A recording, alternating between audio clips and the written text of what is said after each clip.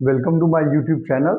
हम लोग rotational mechanics study कर रहे हैं और अपने प्रीवियस वीडियो में हमने मोमेंट ऑफ इनर्शिया स्टार्ट किया था और मोमेंट ऑफ इनर्शिया को हम लोगों ने डिस्क्राइब किया था डेफिनेशन और मैथमेटिकल मॉडल में भी हमने ये डिस्क्राइब करने की कोशिश किया था कि moment of inertia I in rotational motion is analogous to mass in linear motion.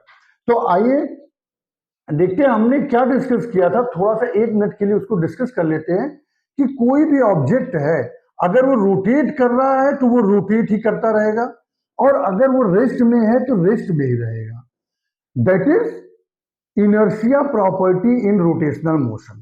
Means इसमें भी इनर्शिया की प्रॉपर्टी रोटेशनल मोशन में भी एग्जिस्ट करती है। तो a quantity that measures inertia inertia of rotational motion is known as moment of inertia. यही हमने इसको एक्सप्लेन किया था और ये बोला था कि जो ये क्वांटिटी जो मेजर कर रहे हैं जिसको हम मोमेंट ऑफ इनर्शिया बोल रहे हैं वो लीनियर मोशन में analogous to equivalent to mass है, जिसको हमने पूरी तरीके से एक्सप्लेन किया था और आप लोगों ने उस चीज को समझा भी था। अभी हम यहाँ पे आपको मैथमेटिकल मॉडल जैसा कि हमने वहां पे डिस्कस किया था कि kinetic energy this equals half I omega square. आप देखिए in linear motion this kinetic energy equals half M V square. तो आप देखिए ये एंगुलर वेलोसिटी है, ये लीनियर वेलोसिटी है। यहां पे this I and this M means this I moment of inertia this analogous to mass. Means linear motion में जो मास है वो मोमेंट ऑफ इनर्शिया हमारा रोटेशनल मोशन में होता है। इस चीज को आप माइंड में फिट करोगे तभी आपको मोमेंट ऑफ इनर्शिया पढ़ने में मजा आएगा और वो माइंड में समझ में आएगा और माइंड में फिट हो पाएगा। अदरवाइज आप केवल मोमेंट ऑफ इनर्शिया आप करते रहोगे तो वो बहुत कंफ्यूजन क्रिएट करेगा आगे और आगे भी इसका बहुत एप्लीकेशन होगा, फिर बहुत प्रॉब्लम होगी। तो इस कॉन्सेप्ट को समझना बहुत जरूरी है, बहुत इंपॉर्टेंट है कि जिस तरीके से लीनियर मोशन में हम मास को ट्रीट करते हैं उसी तरीके से रोटेशनल मोशन में हम मोमेंट ऑफ इनर्शिया को लेकर आगे की तरफ बढ़ेंगे। और इसके बेसिस पे हमने पिछले क्लास में ये डिस्क्राइब करने की कोशिश किया। तो आइए अब देखते हैं कि मोमेंट ऑफ इनर्शिया की यूनिट क्या होगी। मोमेंट ऑफ इनर्शिया जैसा कि हमने डिस्क्राइब किया था कि मास इनटू डिस्टेंस का स्क्वायर, यही बन के आ रहा था। तो आप देखिए mass means KG means M, distance means L square और यहां पे टाइम कुछ टी है नहीं तो टी के पावर 0। डायरेक्ट ऐसे आप लिख सकते हो इसको आप डायरेक्ट भी टी की जरूरत नहीं है, आप डायरेक्ट ml स्क्वायर आप लिख सकते हैं। ये डायमेंशन हो गया इसका। यूनिट सिंपल है, मास की यूनिट केजी। इसी डायमेंशन से आप इसका यूनिट भी लिख सकते हो, फार्मूले से भी यूनिट लिख सकते हो, केजी इंटू मीटर स्क्वायर। इन एमकेएस सिस्टम यूनिट हो गई हमारी केजी मीटर स्क्वायर। आप जानते ही हो सिंपल है यूनिट, ये एमकेएस सिस्टम हो गया। अगर हम यहीं पे सीजीएस सिस्टम की बात करें तो this is gram centimetre square, this is CGS system. Simple है, यूनिट बहुत ही सिंपल है, डायमेंशन भी बहुत सिंपल है, बस आपको फॉर्मूला पता होना चाहिए। सिंपल फॉर्मूला भी है I equal to summation of M R square, उससे हमें ये सब सारी चीजें मिल जाती हैं। तो इस तरीके से हम मोमेंट ऑफ इनर्शिया का डेफिनेशन और मोमेंट ऑफ इनर्शिया के बारे में कि ये लीनियर मोशन से कैसे रिलेट करता है उसको हमने यहाँ पे एक्सप्लेन किया। अब आप देखिए कि जैसा हमने अपने प्रीवियस वीडियो में ये भी डिस्कस किया था कि मोमेंट ऑफ इनर्शिया के नंबर ऑफ डेफिनेशंस हम यहाँ पे डिस्कस कर सकते हैं। मीन्स एक ही चैप्टर में मोमेंट ऑफ इनर्शिया के 4, 5, 6 डेफिनेशंस हो सकते हैं। कैसे? एक तो हमने इसका थ्योरेटिकल डेफिनेशन आपको बताया, उसके बाद जितने फॉर्मूले होंगे जिस फॉर्मूले में आई आएगा वहां से एक डेफिनेशन निकल के आएगा। फिजिक्स की यही ब्यूटी है, आपको कुछ भी याद करने की जरूरत नहीं है, आप बस जो है आप उसके कॉन्सेप्ट को आप समझते जाइए और उस फॉर्मूले के बेसिस पे आप डेफिनेशन को डिफाइन कर लीजिए।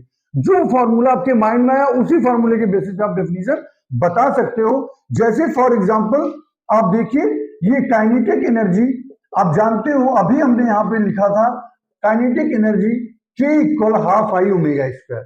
मीन्स अगर हम यहां पे omega means angular velocity unit ले लें, angular velocity means unit angular velocity अगर हो, दिस वेलोसिटी यूनिट हो, यूनिट एंगुलर वेलोसिटी के केस में अगर हमारी यूनिट एंगुलर वेलोसिटी हो तो ऐसे सिचुएशन में हमारा moment of inertia 2 into kinetic energy के इक्वल होता है। This is the definition. इसको आप अपने वर्ड्स में लिख सकते हो कि unit angular velocity moment of inertia kinetic energy से 2 टाइम्स होता है in case of unit angular velocity. आप ओमेगा को हमने 1 किया तो यहां से I इक्वल टू 2 इंटू के ई आ गया। तो एक ये डेफिनेशन हो गया। ऑलरेडी हम 2 डेफिनेशन डिस्कस कर चुके हैं। और आप देखो, आपने देखा है कि टॉर्क और मोमेंट ऑफ इनर्शिया में रिलेशन हम ऑलरेडी एक्सप्लेन कर चुके हैं। Torque tau equal to I alpha, tau equals I alpha, ये ऑलरेडी हम प्रीवियस क्लासेस में डिस्कस कर चुके हैं। तो अगर ये एंगुलर एक्सीलरेशन यूनिट हो जाए, एंगुलर एक्सीलरेशन अगर अल्फा हमारा यूनिट हम कंसीडर करें, यूनिट एंगुलर एक्सीलरेशन के केस में हमारा ये मोमेंट ऑफ इनर्शिया जो है टॉर्क के इक्वल हो जाएगा। अल्फा 1 रख देंगे तो आई जो है टॉर्क के इक्वल हो जाएगा। This is next definition, I think third fourth definition, कि हमारा किसी भी बॉडी का, किसी भी ऑब्जेक्ट का moment of inertia unit angular velocity में टॉर्क के इक्वल होता है। अगर यूनिट एंगुलर वेलोसिटी से कोई भी ऑब्जेक्ट रोटेट कर रहा हो तो उसमें जो उसकी मोमेंट ऑफ इनर्शिया होगी वो टॉर्क के बराबर होगी। जैसे आपको जैसे ठीक लगे अपने वर्ड्स में आप यहां पे डिफाइन कर सकते हो। वेरी सिंपल, वेरी इजी, और कोई भी ऐसा दिमाग लगाने की जरूरत नहीं है। डायरेक्ट बस आपको फार्मूला पता है, आप उसके डेफिनेशन को आप लिखते चले जा रहे हो। सिमिलरली आप देखिए angular momentum J equals I omega, आपको पता है ऑलरेडी हम डिस्कस कर चुके हैं कि एंगुलर मोमेंटम J इक्वल आई ओमेगा। तो ऐसे सिचुएशन में फिर हमारा अगर यूनिट एंगुलर वेलोसिटी हो जाए, unit angular velocity means omega equals 1 अगर हम कर दें तो भी ऐसे सिचुएशन में हमारा moment of inertia angular momentum के इक्वल हो जाएगा। कोई भी ऑब्जेक्ट अगर यूनिट एंगुलर वेलोसिटी से रोटेट कर रहा है तो ऐसे सिचुएशन में हम मोमेंट ऑफ इनर्शिया को एंगुलर मोमेंटम भी बोल सकते हैं। ऐसे सिचुएशन में हमारा जो मोमेंट ऑफ इनर्शिया होगा वो उस ऑब्जेक्ट के एंगुलर मोमेंटम के इक्वल होगा। इतना सिंपल सब डेफिनेशन एकदम बनता चला रहा है।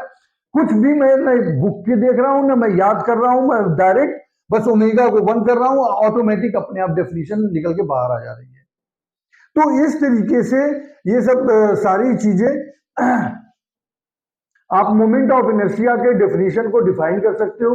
इस तरह से देखोगे तो आप इस चैप्टर में 5-6 मोमेंट ऑफ इनर्शिया के डेफिनेशन आप बना सकते हो, एक्सप्लेन कर सकते हो। कुछ भी आए एग्जाम में मोमेंट ऑफ इनर्शिया का 2, 4, 5 डेफिनेशन आप इजीली बता सकते हो, कोई भी प्रॉब्लम नहीं। कहीं पे भी कोई फॉर्मूला कोई इतना लेंदी या इतना याद करने वाला नहीं है, सब वेरी सिंपल और कॉन्सेप्चुअल है, आप इजीली आप डिफाइन कर सकते हो। तो आइए इसी कंटिन्यूएशन में हम अब नेक्स्ट पॉइंट डिस्कस करते हैं रोटेशनल मैकेनिक्स में, रेडियस ऑफ गायरेशन, जो कि हमारे मोमेंट ऑफ इनर्शिया का ही एक सब टॉपिक है। रेडियस ऑफ गायरेशन बहुत इंपॉर्टेंट है बोर्ड एग्जाम के पॉइंट ऑफ व्यू से, कॉम्पिटिटिव एग्जामिनेशन के पॉइंट ऑफ व्यू से। कॉम्पिटिटिव एग्जामिनेशन में इस पे न्यूमेरिकल्स पूछे जाते हैं, बोर्ड एग्जाम में definition, numericals, unit etcetera etcetera पूछा जाता है। तो आइए देखिए रेडियस ऑफ गायरेशन क्या होता है। पहले मैं बोल चुका हूं कि कोई भी बॉडी है वो नंबर ऑफ पार्टिकल से मिलकर बनी है। इस चैप्टर में भी मैं डिस्कस कर चुका, इससे पहले भी मैं डिस्कस कर चुका हूं कि कोई भी ऑब्जेक्ट है, जैसे ये डस्टर ही है, ये नंबर ऑफ पार्टिकल से, नंबर ऑफ एटम से मिलकर बने हुए हैं। तो अगर इसके अंदर नंबर ऑफ एटम्स है तो मैं सपोज कर रहा हूं कि n नंबर ऑफ एटम से ये ऑब्जेक्ट मिलकर बना हुआ है। n नंबर ऑफ पार्टिकल्स इसमें है, तो सबका मास जो है वो स्मॉल m है, सपोज कर रहा हूं। अगर सबका मास स्मॉल m है तो हम ये चैप्टर रोटेशनल मैकेनिक्स से स्टार्ट करते समय हमने ये डिस्कस किया था कि सेंटर ऑफ मास के बारे में, कि किसी भी ऑब्जेक्ट का एक सेंटर ऑफ मास होता है जहां पे उस बॉडी का सारे पार्टिकल का मास कंसंट्रेट करता है। तो ये नंबर ऑफ पार्टिकल्स है जिनके मास है, इनका एक सेंटर पॉइंट होगा जहां पे total mass of the body concentrate करेगा। तो सपोज वो पॉइंट P है और हम उस मास को कैपिटल M ले रहे हैं। तो अगर हम अब यहां पे डिफाइन कर रहे हैं रेडियस ऑफ गायरेशन, जिसको हम K से डिनोट करते हैं, जो इस पॉइंट पे, जिस पॉइंट पे पूरा मास कंसंट्रेट कर रहा है, वहां से एक्सिस ऑफ रोटेशन की जो परपेंडिकुलर डिस्टेंस है उसको हम रेडियस ऑफ गायरेशन बोलते हैं। आई थिंक समझ में आ रहा होगा, बहुत सिंपल है, अपने वर्ड्स में भी आप लिख सकते हो कि रेडियस ऑफ गायरेशन क्या है, पूरे सिस्टम ऑफ जो पार्टिकल्स है उनका मास जहां पे कंसंट्रेटेड है, जहां पे उसका सेंटर ऑफ मास एक्ट कर रहा है, सपोज वो पॉइंट P है, उस पॉइंट से जो एक्सिस ऑफ रोटेशन की परपेंडिकुलर डिस्टेंस, वर्ड लिखना बहुत जरूरी है। अगर आप परपेंडिकुलर नहीं लिखोगे तो 0 नंबर मिलेगा।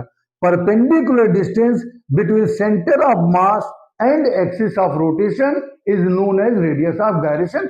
यही यहां हमने लिखा है, the radius of gyration of a body about given axis is the perpendicular distance of a point P from the axis where if whole mass of the body were concentrated. I think समझ में आ रही है बात, बहुत simple है। So the body shall have same moment of inertia as it has with the actual distribution of the mass. Means जो moment of inertia होगा इस बॉडी का I, वो क्या होगा, m r1 square plus m r2 square. Mass of the particle सब same है, n number of particles में डिस्ट्रीब्यूटेड है ये small m, plus m r3 square plus m r4 square plus and so on plus m rn square. इतना है। आप देखिए यहां पे हम स्मॉल m कॉमन ले रहे हैं तो हमें क्या मिल रहा है, r1 square plus r2 square plus r3 square plus r4 square plus and so on plus rn square. I think simple mathematics है, आप लोगों को पता है। अब देखिए अगर हम इसको n नंबर ऑफ पार्टिकल से मल्टीप्लाई कर दें तो हमें यहां पे इसको n से डिवाइड भी करना पड़ेगा, तभी ये इसके इक्वल आएगा। So this is r1 square plus r2 square plus r3 square plus r4 square plus and so on plus rn square। देखिए सिंपल है, कोई कंफ्यूजन नहीं। 1 मिनट के लिए आप देखिए, हमें लगता है कोई इसमें कोई डाउट नहीं है, एक सिंपल कैलकुलेशन है जो कि हम करते चले जा रहे हैं। चलिए कंटिन्यू कर दें। तो this I equal this m into n क्या है, टोटल मास m, जहां पे कंसंट्रेट कर रहा है total mass of the body m इस P पॉइंट पे। This is m r1 square plus r2 square plus r3 square plus r4 square and plus so on rn square divided by n। बहुत simple है। इसी को हम लिखते हैं I equal m k square. This k is this is the k is radius of gyration, radius of gyration. This k is radius of gyration. तो इसको हम यहां पे रफ करते हैं और इसको देखते हैं कि k की वैल्यू क्या निकल के आती है। आप देखिए यहां पे k square, this equal what, this is r1 square plus r2 square plus r3 square plus r4 square plus and so on plus rn square divided by n. Therefore, k is equals radius of gyration square root of the mean of distances between particle and axis of rotation, perpendicular distance. यहाँ पे ध्यान रखिए कि हमेशा perpendicular distance ही हमें consider करना है, जो कि पहले भी हम बहुत एम्फेसाइज कर चुके हैं कि इसमें एक्सिस ऑफ रोटेशन और परपेंडिकुलर डिस्टेंस का बहुत इंपॉर्टेंट रोल है.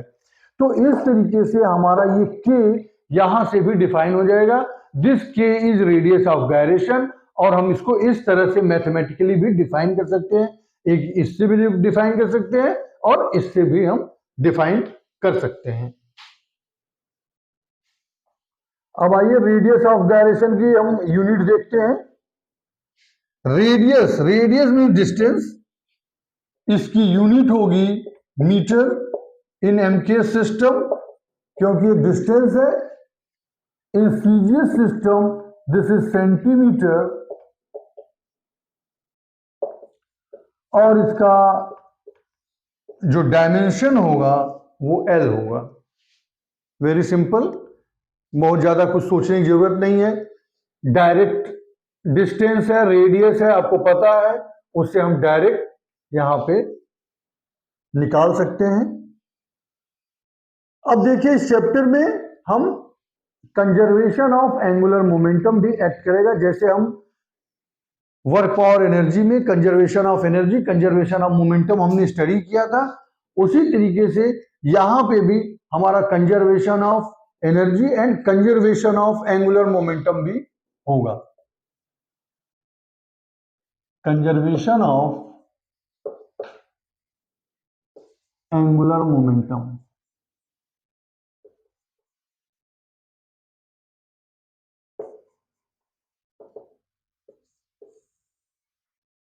क्या होता है angular momentum? J equal I omega. Conservation of angular momentum means J1 plus J2 plus J3 plus J4 plus J5 and so on, this equal to 0. Means इसको हम direct in other words बोल सकते हैं I1 omega 1 plus I2 omega 2, this equal I3 omega 3 plus I4 omega 4. जैसे M1V1 plus M2V2 linear के case में होता था, क्या होता था? M1U1 plus M2U2, this equal what?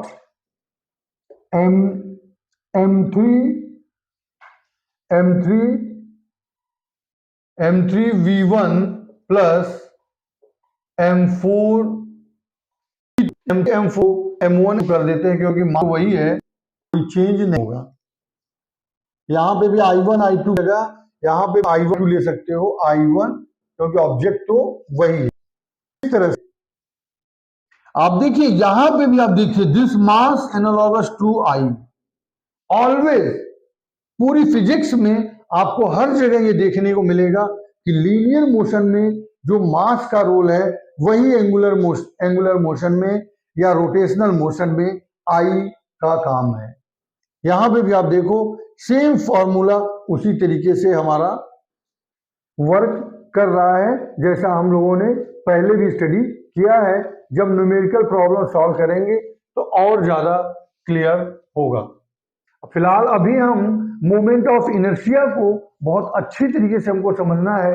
अभी तक तो हम उसके बेसिक कॉन्सेप्ट और डेफिनेशन को अच्छी तरीके से समझ के यूनिट, और अब हम उसके डिफरेंट शेप का ऑब्जेक्ट अगर हमारा होगा तो उसका मोमेंट ऑफ इनर्शिया क्या होगा या हम उसको कैसे कैलकुलेट करेंगे, इसको अब हम नेक्स्ट क्लास में कंटिन्यू करेंगे. इसको थोड़ा थोड़ा हम स्टडी करेंगे, इसलिए कि ताकि हमें चीजें एकदम अच्छी तरीके से माइंड में फिट होती रहें. तो अब नेक्स्ट क्लास में डिफरेंट ऑब्जेक्ट्स का, डिफरेंट पार्टिकल्स का हम moment of inertia, different different shape का मोमेंट ऑफ इनर्शिया हम कैलकुलेट करेंगे। एक चीज और यहाँ पे था, रेडियस ऑफ गायरेशन में थोड़ा हमसे मिस हुआ कि रेडियस ऑफ गायरेशन में ये जो k है वो किस किस चीजों के ऊपर डिपेंड करता है, ये भी बहुत इंपॉर्टेंट ऑब्जेक्टिव का क्वेश्चन है। This k is depend upon size and shape of the object. ये जो ऑब्जेक्ट है इसका size and shape and configuration of axis of rotation, ये बहुत इंपॉर्टेंट पॉइंट है माइंड में रखने के लिए, इसलिए हम यहाँ पे डिस्कस कर रहे हैं। Size and shape of the object, एकदम देखने से, डायग्राम देखने से माइंड में सारी चीजें आ जाएंगी, इसमें कुछ याद करने की जरूरत नहीं है। डायग्राम देखने से माइंड में सारी चीजें आ रही, जो डायग्राम में दिख रहा है उसी पे डिपेंड कर रहा है। This radius of gyration is depend on size and shape of the object and configuration of axis of rotation, that's all. सब कुछ आपको यहीं पे देखने से, डायग्राम देखने से, पिक्चर, सारी चीजें क्लियर हो जाएंगी। तो इसके साथ आज हम यहाँ पे कंप्लीट करते हैं और नेक्स्ट क्लास में हम फिर से कंटिन्यू करेंगे यही मोमेंट ऑफ इनर्शिया कि डिफरेंट डिफरेंट शेप के अगर ऑब्जेक्ट हैं तो उनकी क्या मोमेंट ऑफ इनर्शिया हो गया, कैसे हम उसको कैलकुलेट करेंगे। Thank you very much.